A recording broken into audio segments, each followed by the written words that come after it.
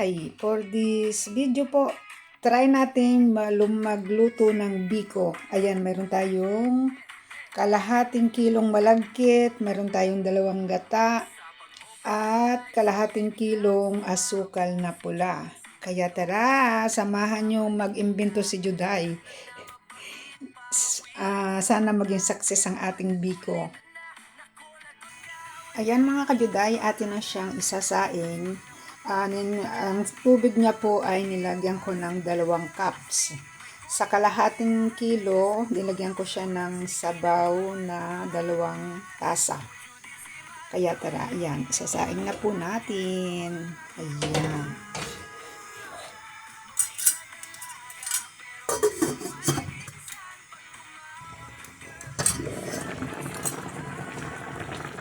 Ayan mga kajuday, haluin lang natin.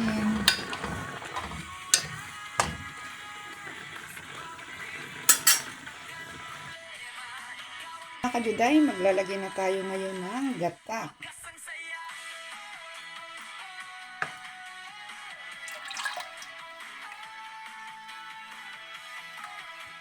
Ayan, 3 cups na gata po yung ating inilagay sa kalahating kilong malagkit or gluten rice.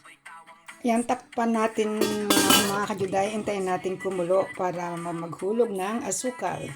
Ayan mga kajuday, maglalagay tayo ng 2 cup na asukal na pula.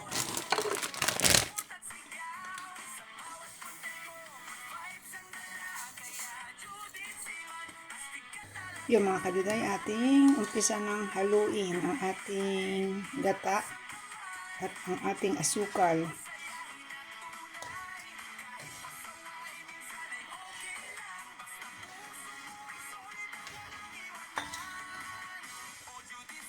Hintayin lang natin magdatik ang ating gata mga kajuday at ihuhulog na natin yung ating malagkit. Ayan mga kajuday, lumalapot na po yung ating gata.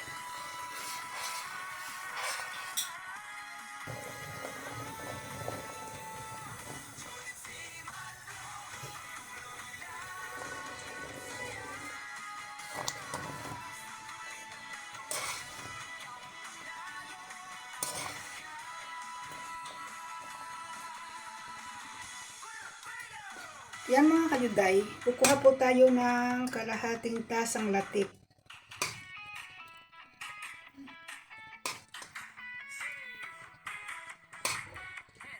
Ayan, magsisave tayo ng kalahating latik at para itapin natin mamaya. Ayan mga kajuday, huhulog na natin ang ating malagkit.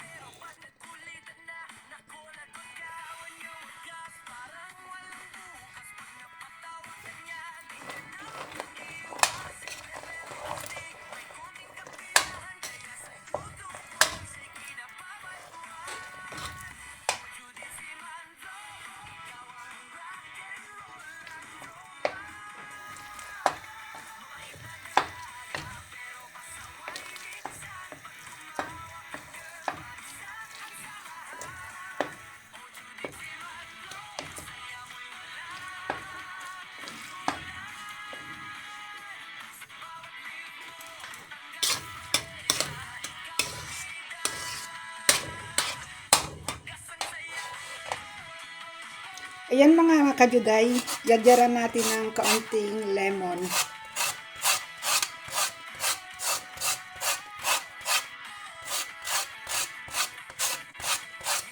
Ayan, para masarap.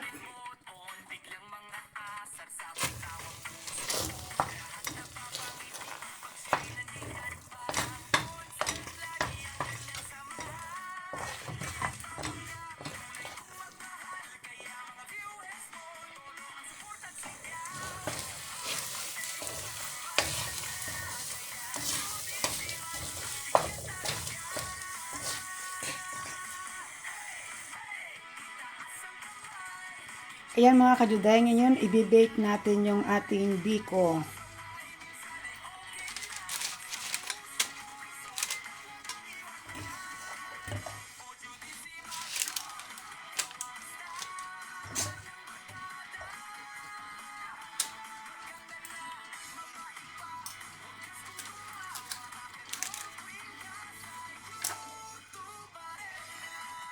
Ngayon naman mga kajuday, lalagyan natin ng topping ang ating biko bago natin ilagay sa oven.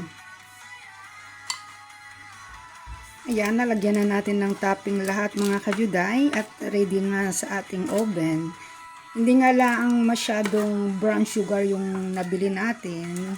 Kumbaga, tisoy po siya. Ayan, natin na pong ilalagay sa ating oven ng ating biko.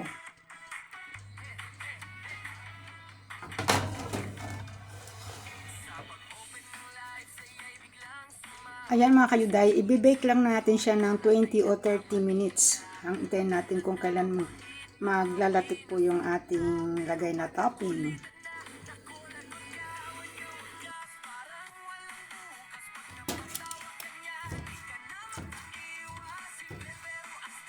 Ayan mga kayuday, ito na po yung ating biko. I-bake din natin po sa oven. Yan, maraming salamat po. Sana nagustuhan nyo ang pag-share ko. Siyempre, nag-aaral pa rin. Hindi pa rin tawag nito, hindi perfect. But maraming salamat sa mga manunood. Bye-bye! And don't forget to subscribe my YouTube channel. Ciao, ciao!